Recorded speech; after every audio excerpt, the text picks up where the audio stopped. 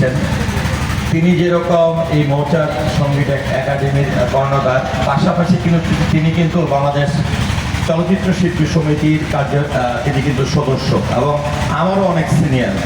আমি নিজেও ওনাকে সিনেমা হলে যে ওনার অভিনীত অনেক কাজ দেখেছি এবং আমার ভালো লাগছে যে আসলে আমাদের চলচ্চিত্র অঙ্গনের একজন ব্যক্তিত্ব, চলচ্চিত্রের একজন মানুষ, আমাদের একজন ভাই এমন একটি প্রতিষ্ঠান করেছে যেখান থেকে অনেক শিল্পীর জন্ম নিবে, অনেক প্রতিভার জন্ম নিবে। এটি অনেক বড় একটি ব্যাপার যে তিনি, কারণ আমাদের অনেক শিল্পীরাই আছেন সৃষ্টি করে রেখে যেতে পারেন না, অনেকেই চলে যায়, কিন্তু হয়তো মাসুদ ভাই যখন থাকবে না তখন অনেকেই বলবেন বা অনেক স্টুডেন্ট যারা আছে এখান থেকে মেধাবী যারা বের হবেন তারা স্মৃতিচারণ করবেন। এটা অনেক বড় একটি ব্যাপার। আর আমি অবশ্যই যেহেতু বাংলাদেশ চলচ্চিত্র শিল্পী সমিতির কার্যনির্বাহী সদস্য মাসুদ ভাইয়ের ছোট ভাই, আমি আমার পক্ষ থেকে, আমার চলচ্চিত্র শিল্পী সমিতির পক্ষ থেকে, চলচ্চিত্র সমাজের পক্ষ থেকে আমি এই মৌচাক সঙ্গীত একাডেমির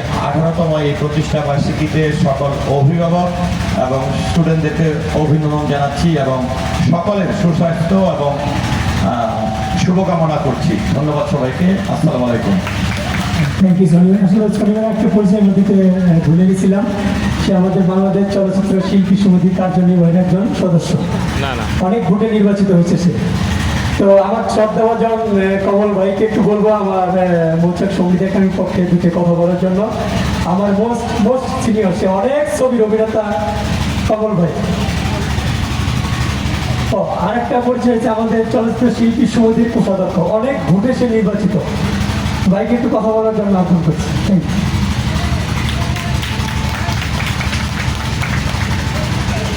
সবাইকে আসসালামু আলাইকুম। আসলে আমরা শিল্পী, অভিনয় করি ক্যামেরার সামনে, আমার বক্তব্য দেওয়ার অভ্যাস নাই। অ্যাক্টিং করতে পারি, সবাই বক্তব্য দিতে পারে না। এবং আমার শনিবারের চিত্রনায়ক, উনি অনেক গুণের অধিকারী, সে বক্তব্য থেকে নিয়ে আর কোনোটা বাদ নাই যে সে না পারে, সেটা আমি পারি না। আজকে মৌচাক সঙ্গীত একাডেমির 18তম প্রতিষ্ঠা বার্ষিকী।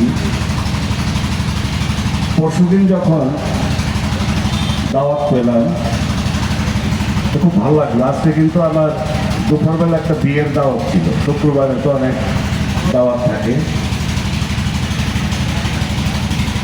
তো মাসুদ আমার খুব কাছের ছোট ভাই এবং আমি একজন ফাইটার, কিন্তু আমার থেকে ওই অনেক বড় কিন্তু, এবং আমি তার ওস্তাদ মানি, কারণ ওই যেসব শট দেয় জীবনের উপরে ঝুঁকি নিয়ে, এইটা আমি পারি না। আর ওরা হলো আমাদের যারা স্ট্যান্ডম্যান, তারা কিন্তু রিয়ালিটি লোক। আসলে আমরা পর্দায় কাজ করি, তারা পর্দায় যেমন করে বাস্তবতা তেমন করে। এই সুন্দর একটা পরিবেশে একটা একাডেমি